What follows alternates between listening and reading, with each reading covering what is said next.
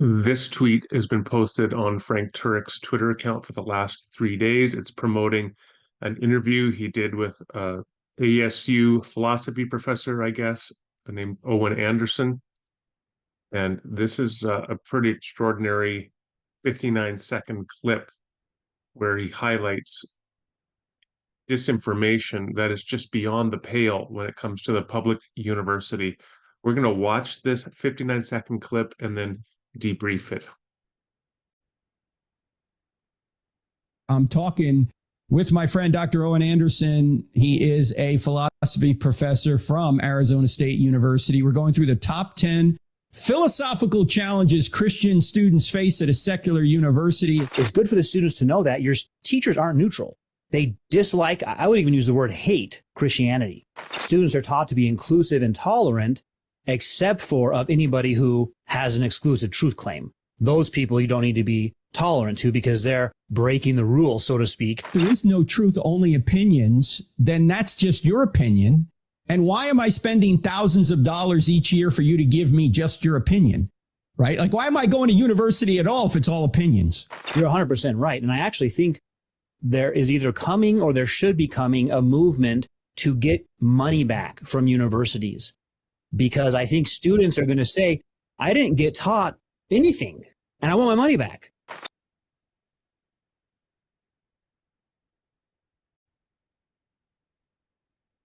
The first thing to note at the outset is this is obviously a teaser for a much longer interview. And so you're not going to have everything presented, all the information presented in the interview, which might support various claims made by this professor within the teaser. Having said that, I think hopefully you can agree with me that when we just take a look at the claims presented in the teaser, they're so absurd, so beyond the pale, there's no defense for them. It's just flat disinformation on the level of radical conspiracy theorization. So the first thing to note, Owen Anderson says of professors or teachers at university. Oh, actually, before I get to that, let me just talk about the nomenclature. So they consistently use the term quote unquote secular university. Really what they mean by that is first of all, a non-Christian university, but in particular, a non-Christian university that is public, that is not controlled by any sectarian religious ideology. For them, that is secular. And that, of course, for their audience is meant as a sort of poison pill. It's meant to raise the aura of a secular ideology that's being fed to people at these institutions. A much more favorable and I think accurate and less distorting term is public university. These are universities, again, that they're not controlled by any sectarian ideology. It doesn't mean that there is no philosophical framework or worldview for the professors that teach there. And they're right to point that out. That certainly is true. But there's no governing secularist philosophy as such for the institutions. And the primary defining purpose is to be a public institution in a multicultural, pluralistic society in which people can all go together and learn. And there is intrinsic value in that because you have to learn to live together in a multicultural society. And learning together is part of learning to live together. Anyway, so this is what Owen Anderson says. They dislike of the teachers that are going to teach the kids at the school, the professors. He says they dislike, I'll even use the word hate Christianity. So think about that clip saying that professors at university, at public universities hate Christianity. I went to a public university for my PhD. I went to a Christian university in Vancouver, Greater Vancouver, for my undergraduate, and a seminary in Vancouver, but on University of British Columbia's campus. The University of British Columbia in Vancouver is one of the top 100 universities in the world. I had a lot of interaction at UBC. In the 1990s, I also had a lot of interaction on Simon Fraser University. After I became a professor, I spent a lot of time on the campus of other public universities. I've been to universities like Rutgers, spoken at Rutgers, spoken at the Theological Seminary, but been on Princeton's campus. I've been at multiple conferences at other public universities, talked to dozens, hundreds of faculty. My daughter just completed her own undergraduate degree at a public university, the University of Alberta, again, one of the top schools in North America. And she never had any professors evince hatred for Christianity. This is not something I see.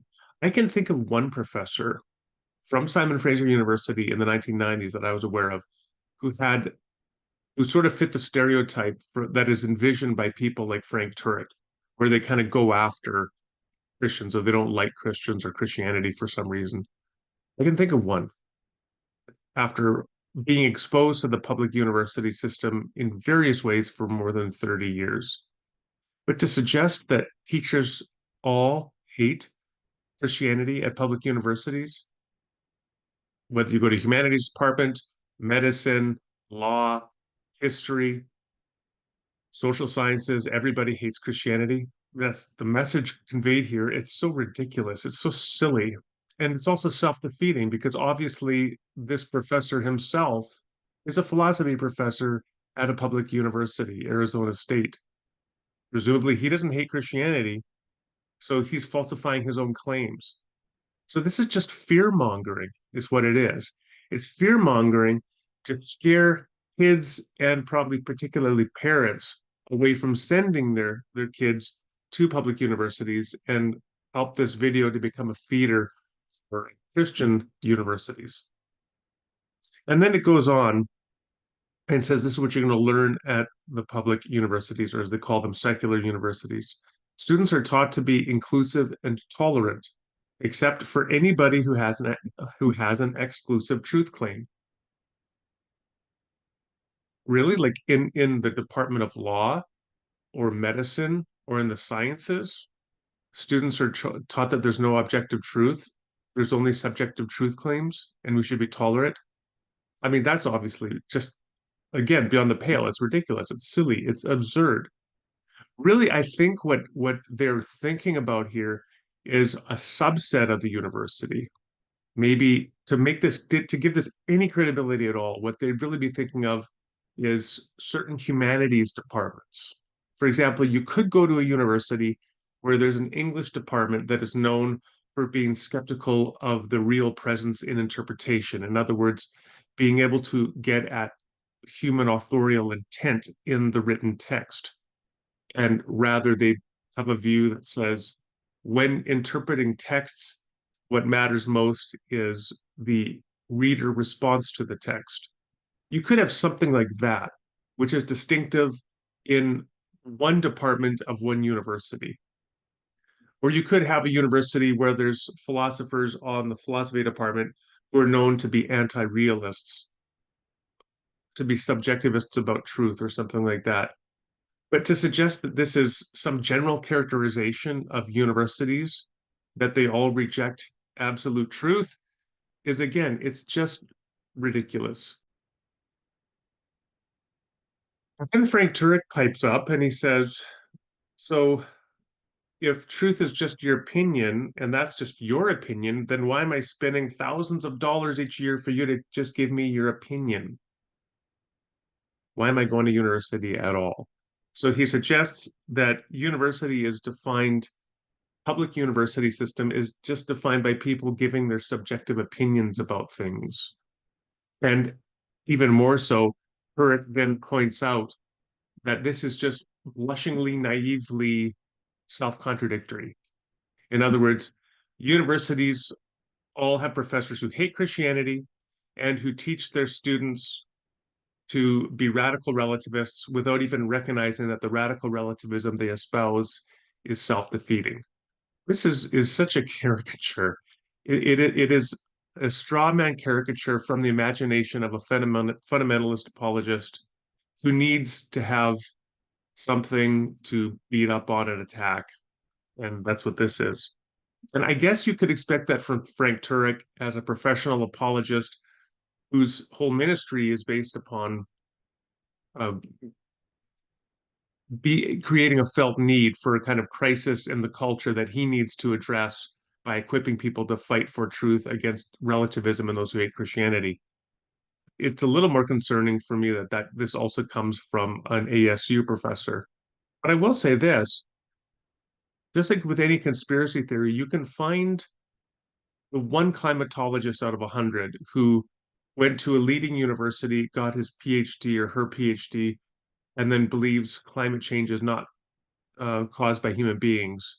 And they've got all the credentials and they have these conspiracy views. You have one out of 100 like that, but that doesn't undermine the credibility of the 99.